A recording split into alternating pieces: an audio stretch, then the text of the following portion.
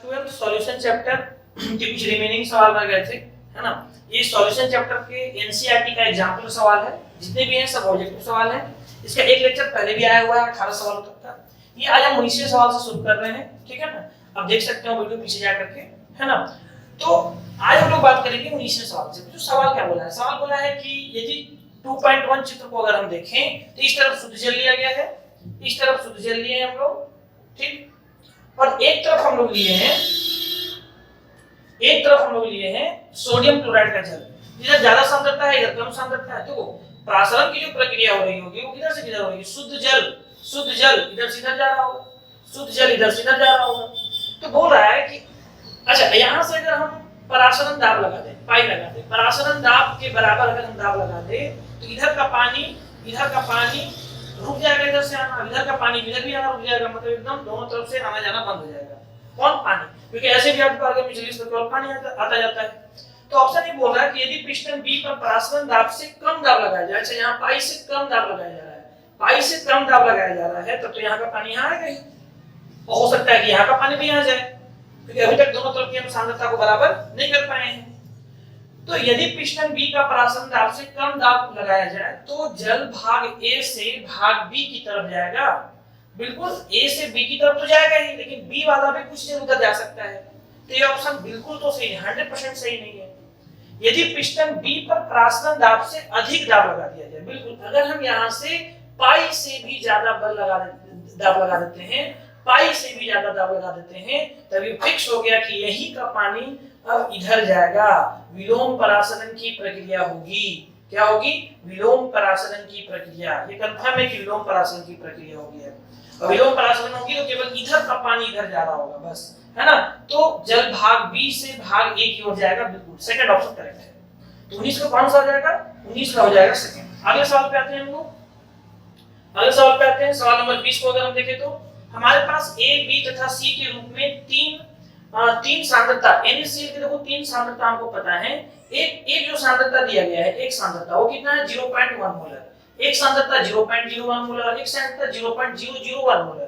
देखिए जैसे जैसे सांद्रता आप कम करते जाइएगा वैसे वैसे आयंस कम मिलेंगे NaCl के, और NaCl के आयंस कम मिलेंगे। कम सांद्रता की ये पहचान होती है कि टूट कम रहा होगा, है ना। तो हम बोल सकते हैं कि जो वेंट ऑफ गुणांक होता है, वेंट ऑफ गुणांक होता है, वो वेंट ऑफ गुणांक नंबर ऑफ आयंस पर तो निर्भर करता है कि कितने हमको सॉल्यूट के पार्टिकल्स मिल रहे हैं। तो भले हम हर जगह NaCl ले लिए हैं, लेकिन NaCl हर जगह 2 से गुना। देखो यहाँ पर हम NaCl I का मान 2 लिखेंगे, तो I का मान 2 जो है, यहाँ पर सांद्रता कम है तो NaCl Na+ और Cl- की संख्या भी यहाँ कम मिलेगी। यहाँ पर Na+ और Cl- की संख्या ज्यादा मिलेगी क्योंकि ज्यादा NaCl घोले हैं, और यहाँ पर Na+ और Cl- की संख्या ज्यादा मिलेगी क्योंकि यहाँ सांद्रता अधिक है, यहाँ कम मिलेगी, यहाँ और कम मिलेगी। तो हम बोल सकते हैं कि यहाँ का I ज्यादा होगा, फिर यहाँ का I होगा, फिर यहाँ का I होगा। तो कौन सा option? I, A, B second option correct होगा। ध्यान रखिएगा, कभी भी सांद्रता देख करके और ये फिक्स रखे तो आपको पता होना चाहिए कि किसकी सांद्रता अधिक करनी है, तो किसकी हमको, ठीक है। अगले सवाल पे हम लोग, अगला सवाल है निम्नलिखित सूचना के आधार पर सही विकल्प का चयन कीजिए। ब्रोमो ईथेन और क्लोरो ईथेन के मिश्रण में A और B के प्रकार की अंतराणविक अन्योन्य प्रक्रिया A और B प्रकार की अन्योन्य क्रिया के लगभग बराबर है। तीन तो स्टेटमेंट लिखा हुआ है। इथेनॉल और एसीटोन के मिश्रण में A और B की प्रकार की अंतराणविक अन्योन्य क्रियाएं A B प्रकार की अन्योन्य क्रियाओं से प्रबल हैं। देखिए आपको अगर हम एक बात बताएं, यहाँ पर ब्रोमो ईथेन C2H6Br और यहाँ पे है C2H6Cl। एक है ब्रोमो ईथेन और एक है क्लोरो ईथेन। बिल्कुल ये दोनों आइडियल सॉल्यूशन बनाएंगे, आदर्श सॉल्यूशन बनाएंगे, आदर्श विलयन बनाएंगे, है ना। 2 प्रकार के विलयन होते हैं, आदर्श और अनादर्श, इसको हम लोग आदर्श विलयन में रखेंगे। और आदर्श विलयन की अगर हम बात करते हैं तो उस समय क्या होता है कि लगता है राउट का नियम लगता है, लेकिन अगर हम इथेनॉल एसीटोन ले लेते, देखो एक इथेनॉल है एक एसीटोन है। इथेनॉल कैसा होता है C2H5OH, और बिल्कुल एक अलग चीज मिला रहे हैं CH3C डबल बॉन्ड OH, बिल्कुल अलग चीज मिला रहे हैं। ये तो अनादर्श हो गया, है ना। और अगर अनादर्श हो गया CH3, अगर अनादर्श विलयन हो गया तो अनादर्श विलयन में राउट का नियम नहीं लगेगा। तो बड़ा सिंपल सा बात है। ये बोल रहा है कि राउट विलयन B और C, विलयन B तो राउट के नियम का पालन नहीं करेगा, केवल विलयन A राउट के नियम का पालन करेगा। क्या ऑप्शन में लिखा है विलियन ए राउट के नियम का केवल पालन करेगा, है ना। तो यहाँ पे देखो क्लोरोफॉर्म एसीटोन लिया है, तो ये भी कैसे चला गया, अनदर्स विलियन में चला गया। और अनदर्स विलियन कभी भी राउट के नियम का पालन नहीं करते हैं। अगर मैं इसको दिखाऊं तो आपको साफ साफ पता चल रहा होगा कि राउट के नियम का पालन कौन करेगा, केवल जो आदर्श विलेन होगा। आदर्श विलेन कौन है, केवल आदर्श विलेन आपका बनेगा केवल, है ना। आदर्श विलेन की अगर हम बात करें तो केवल आदर्श विलेन ब्रोमो एथेन और क्लोरो एथेन, ये दोनों ही आदर्श विलेन बन पा रहा है। तो ऑप्शन सेकंड करेक्ट है, 21 का सेकंड करेक्ट है। सही से सवाल देखिएगा, आपको सेकंड करेक्ट होता हुआ दिखेगा। ठीक है, 2 विलेन है, दो ये भी 400 ml, ये भी 400 ml। सवाल ये बोला है कि दोनों में हम 400 ml विलेन लिए हैं। 400 ml विलेन लेने के बाद यहाँ पानी है और यहाँ पर NaCl भी है, यहाँ पर NaCl भी है, साफ साफ बोल रहा है, और यहाँ केवल पानी है, शुद्ध जल है। ठीक है, तो बोल रहा है कि कहाँ पर ज्यादा भाप बन रहा होगा। ऑप्शन देखो, तो आपको पता है कि जैसे हम विलेन बनाते हैं भाप बनने की मात्रा कम हो जाती है, तो भाप कहाँ ज्यादा बनेगा, यहाँ से ज्यादा भाप बनेगा। यहाँ पर वाष्प दाब ज्यादा होगा, यहाँ वाष्प दाब कम होगा। तो ए पात्र में वाष्प दाब बी पात्र की तुलना में अधिक होगा, बिल्कुल ए ऑप्शन करेक्ट है। 22 का ए ऑप्शन करेक्ट है, 22 का ए ऑप्शन करेक्ट है। आगे बात करें और आगे अगर हम बात करें तो दो द्रव ए और बी एक विशिष्ट संगठन में न्यूनतम क्वथनांकी स्थिर क्वाथी बनाते हैं। ए और बी को हम मिलाएं न्यूनतम क्वथनांकी। न्यूनतम क्वथनांकी का मतलब यह है कि इनका क्वथनांक घट गया होगा। ए और बी आपस में मिले और इनका क्वथनांक घट गया है। क्वथनांक घटने का मतलब ये है कि ज्यादा वाष्प बन रहा होगा, वाष्प ज्यादा बना होगा, क्वथनांक घट गया है, तो वाष्प ज्यादा बना होगा, मतलब ए और बी के बीच में इंटरेक्शन कम हो गया है। ए और बी के बीच में जो आकर्षण है वो ए एंड बी से घट गया है। ए एंड बी से घट गया है, ये इसका मतलब होना चाहिए, घट गया है। तो अगर ए और बी से घट गया है तो ऑप्शन बोल रहा है ए अन्योन्य क्रियाएं ए और बी अन्योन्य क्रियाओं से प्रबल होगी, नहीं घटेगी। और कोई ऑप्शन है सर? और कोई ऑप्शन है, देखिए ए बी अन्योन्य क्रियाएं ए अथवा बी की तुलना में दुर्बल होगी। बिल्कुल 4 ऑप्शन हमको सही दिख रहा है, आपको 4 ऑप्शन यहाँ पे मानना होगा। 4 ऑप्शन इसका करेक्ट दिख रहा है। बाकी तो बीच वाला ऑप्शन में विलियन का वाष्प दाब, ये बस लिखा हुआ है कि कहां पर विलियन का वाष्प दाब घटेगा, कहां पे कम होगा। तो सेकंड और थर्ड ऑप्शन कुछ काम के है नहीं करते, है ना। तो आगे बात करते हैं, सवाल नंबर 24 पे आते हैं। सवाल नंबर 24 क्या है, देखो सवाल नंबर 24 क्या है।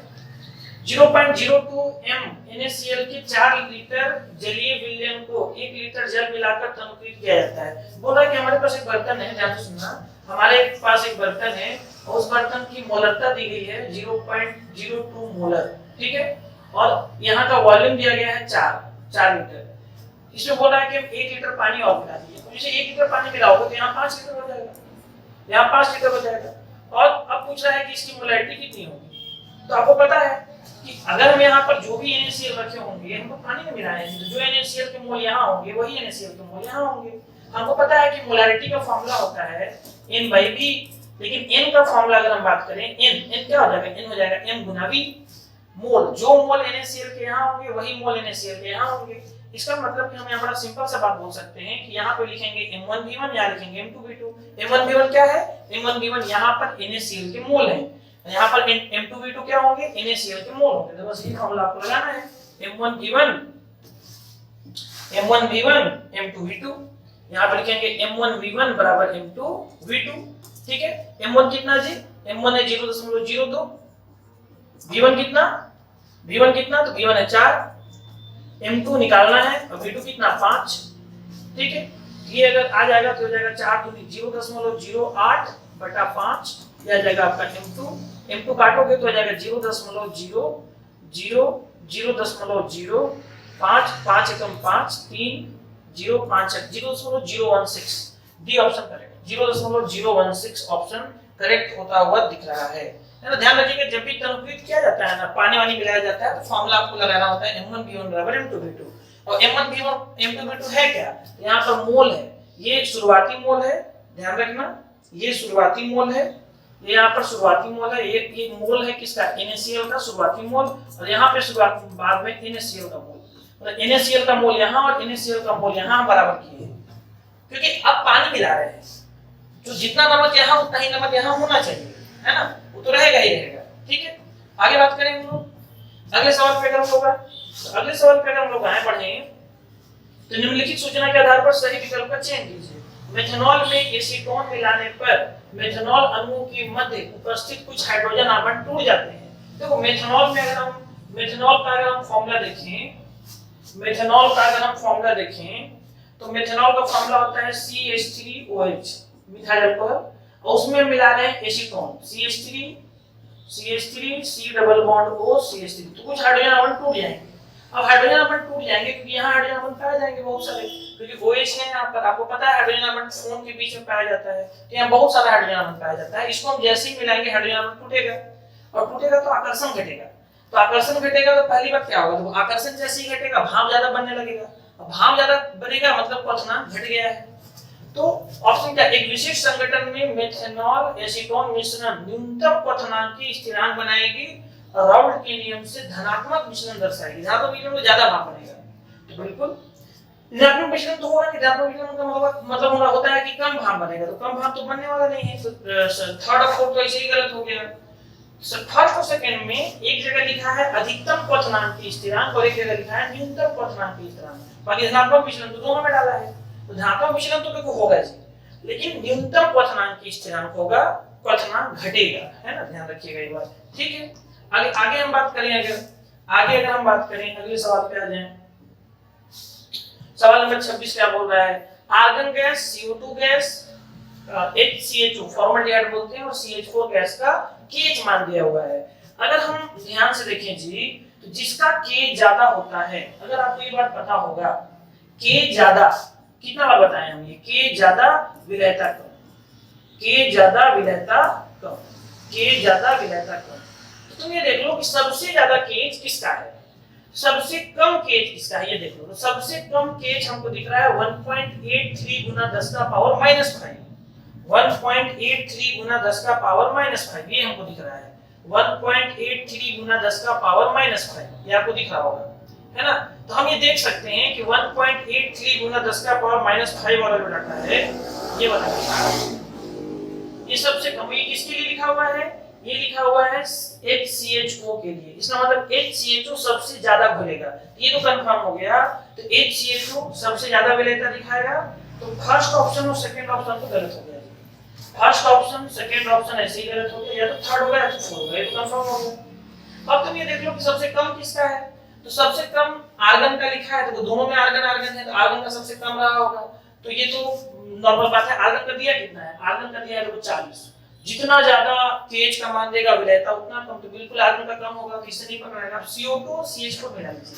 CO2 का कितना दिया है, सेकंड वैल्यू दिया है CO2 का, तो सेकंड वैल्यू CO2 का 1.67, और CH4 अंतिम वैल्यू दिया है 0.413। तो आप अगर ध्यान से देखिएगा तो दोनों में कम कौन है ना, दोनों में कम आपको मिलेगा, एक है 1.67 किसका है, तो 1.67 मिल रहा है आपको किसका, 1.67 CO2 का दिख रहा है, और एक आपको दिख रहा है 0.413, ये दिख रहा है आपका CH4 का। तो सबसे कम जो CH4 का कम लिखा हुआ है, CH4 का कम मतलब उसकी विलयता ज्यादा होगी, तो HCHO के बाद आपकी किसकी विलयता ज्यादा मिलेगी, CO2 की विलयता ज्यादा मिलेगी। फोर्थ ऑप्शन करेक्ट दिख रहा है, फोर्थ ऑप्शन करेक्ट दिख रहा है कि सबसे ज्यादा HCHO की, फिर CO2 की, फिर CH4 की, अंत में आर्गन की। तो बच्चों ये कुछ बड़े अच्छे सवाल थे, किसके, ऑब्जेक्टिव सवाल थे सॉल्यूशन चैप्टर के। ये 2 वीडियो में हम कंप्लीट किए हैं। NCERT के एग्जांपल प्रॉब्लम ये आपको जरूर बना के जाना है बोर्ड के लिए, ठीक है ना। कुछ अच्छे सवाल हैं, अगर आएंगे तो डाटा के साथ उठ के आएंगे, ठीक है।